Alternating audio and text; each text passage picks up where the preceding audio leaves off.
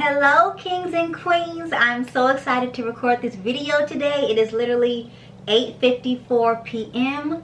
on a wonderful Sunday night, and like I said, I am just so ecstatic to actually record this video because we don't have a video like this on our channel, which I think is kind of cool. We have other straightening videos, but this is actually the first video where I'm showing you me straightening my hair, going from curly to straight. Okay, so that is just amazing. Make sure you subscribe for more content. Also visit destinyjacksonhair.com so that you can see some of the beautiful units that I have on destinyjacksonhair.com, and make sure you either gift yourself, a friend, or a family member one of the units on destinyjacksonhair.com. Take a look over there. It's just stunning and amazing, giving total royal queen vibes. So usually when I flat iron my hair, I like to prep my hair in two main ways. The first way is how I'm doing my hair now, where I wash my hair, let it air dry, blow dry, and then flat iron. Another way that I like to prep my hair for flat ironing is washing my hair, braiding my hair into like 4 sections, letting those sections air dry, and then blow dry and flat ironing. But we're not doing that today. Today we're going straight from curly to blow dry to flat iron. So I already washed my hair earlier, and it's nice and volumized right now. It's just, I love the volume. It's really volumized right now because I was taking photos and playing with my hair. So let's just get right into this video. And you know what? Okay, I was looking around, I was like, wait a minute, I know that I brought everything that I need for this video. Where's my stuff? I think I'm going to put on some music because I love to listen to music when I'm either putting on my makeup or doing my hair, but we'll see. I haven't decided yet.